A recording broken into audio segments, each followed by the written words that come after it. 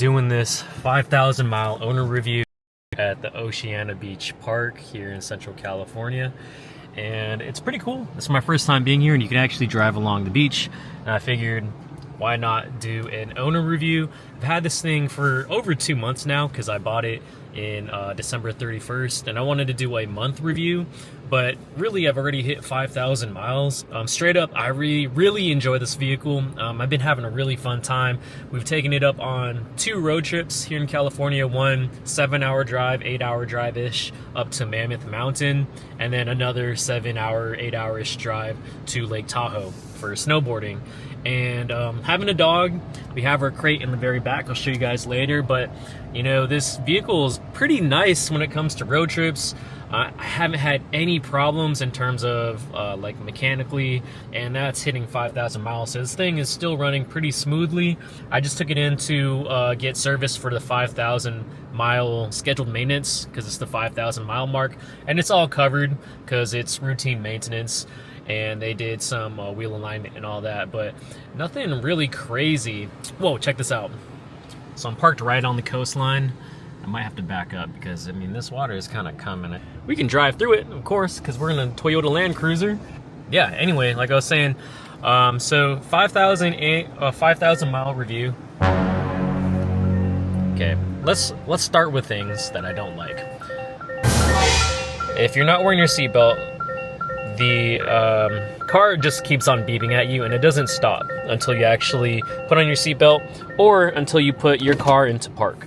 So it's a really annoying chime that you have to deal with. Another thing that is kind of annoying is this camera that looks at your eyeballs. So if you're driving and you decide that you want to like look anywhere else, and you're looking over here or looking over there, or even like changing the radio, it's going to start beeping at you. It's buttons for climate control.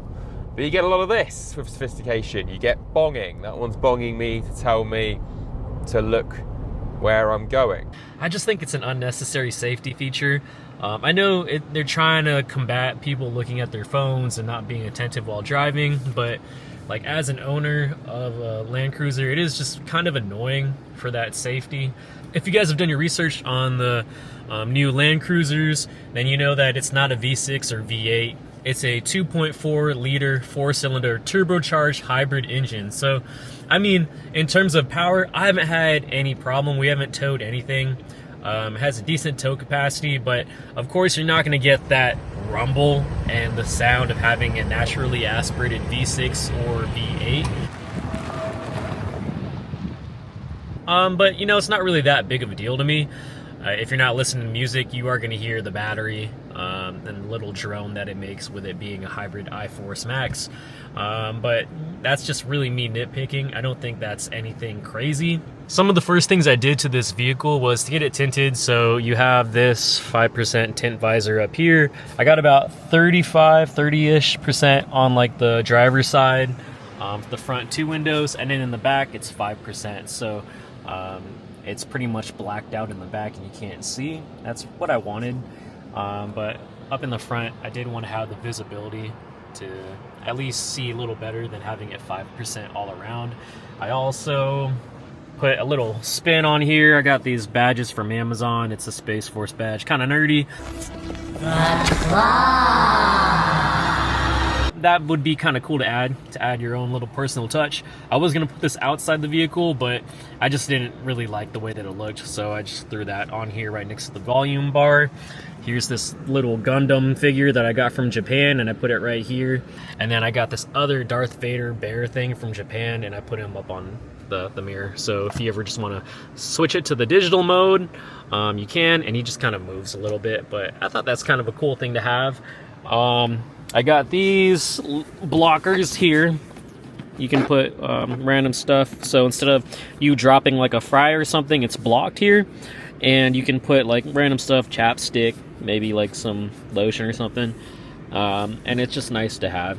I got this from, I think, Sticker Fab. So there's one on the driver's side, and then there's one on the passenger side. What else did I do? This cool box. I was gonna get a cool box tray.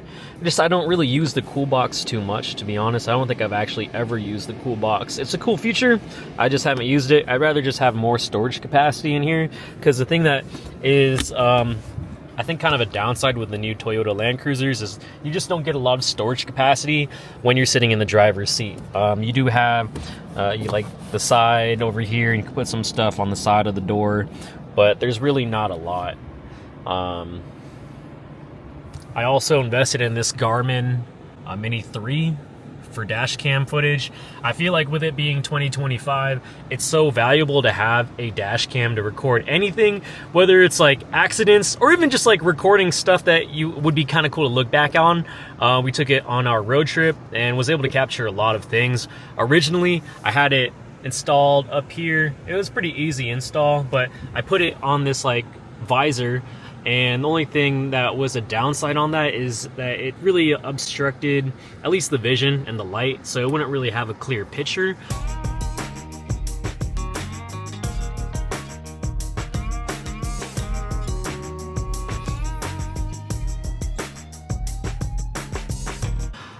What I liked about it was that it was hidden completely. Like, so you couldn't see that there was a dash cam up here if you were to look on the outside of the vehicle. But I eventually just took that off because I wanted to have better visibility on the camera. And then I put it right here, and eventually it came off again. I used fish wire to take off the adhesive, and then I just put the remaining stickiness on here, and I thought it would do it. It actually came off today. So I bought some double-sided Gorilla Tape adhesive, and I stuck it right in the middle here. The Garmin Mini 3, I would say, is nice. It's pretty simple to get all the footage off your micro SD card. The only thing is, when you use like the Bluetooth to connect, it kind of sucks. Like, it won't connect very well or right away. The best way to get the footage is just to get your SD card and then import whatever files straight to your iPhone using like a connection, and you have to have that adapter. I like the Garmin Mini 3 because it's pretty low key. I didn't want a screen on mine, and so it's smart enough to know if you got hit, so it's constantly recording. So it'll record over footage if you don't save it. There's this save button right here if you want to save something like that happens like immediately, and it's just really easy to use. I was able to take off like this part of the A-pillar. I think you need a 10mm socket to you pop these bad boys off, and then you take this off. And what I did was I fed the wire, took this off, took off this seal, the window seal here, and let's see, you can see, like, I fed it through here.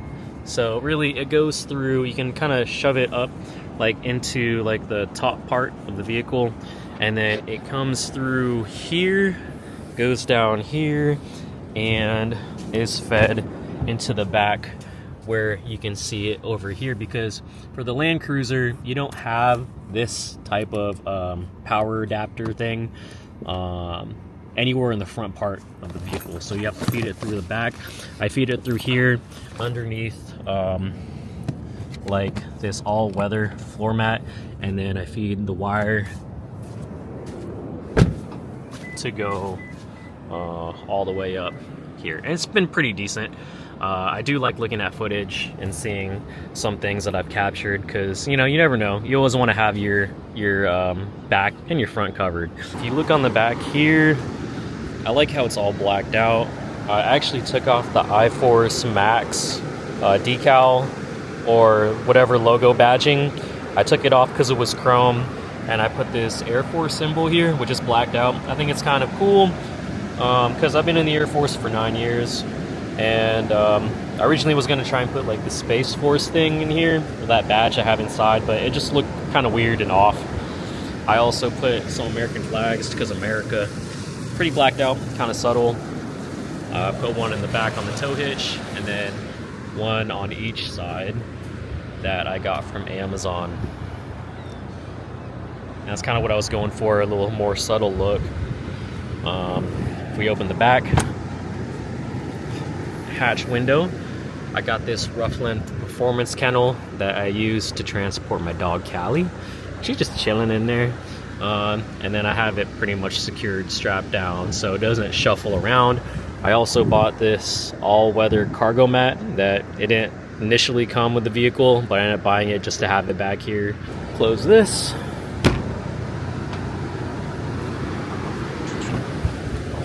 Look at this, literally on the beach, kind of cool. And here in the back, I got this. So each Toyota comes with like a first aid kit, I believe, when you buy it brand new. And I just ended up getting this compartment, just some stuff that you can put in the back of your seat. I keep like random stuff in here. Other things that you just don't have enough storage to put in the front, I put back here. So yeah, this was kind of a video I made on the fly of like a 5,000 mile owner review. After hitting 5,000 miles, I feel like you would see problems with it, or you would kind of have the honeymoon phase over of being like, I don't really like this vehicle. I have no regrets. I have really been enjoying this vehicle. Matter of fact, I went by the Toyota dealership a couple days ago and saw a new generation Toyota 4Runner for the first time. And I don't know if it's because I'm biased, but to be honest, with me owning the last generation 4Runner, I would prefer that over the new generation. It was, I think, a 4Runner off-road, TRD off-road trim that we saw, and it just honestly didn't impress me too much. Like, they're nice vehicles, but with how much the Toyota 4Runners are getting marked up, or the cost of them, I think it's just much more worth getting a Land Cruiser. I think aesthetically they look nicer, and I think the inside, the interior, and the exterior are both nicer than the 4Runner. But I think it's really on your personal preference. There's nothing bad really with the new Toyota 4Runner.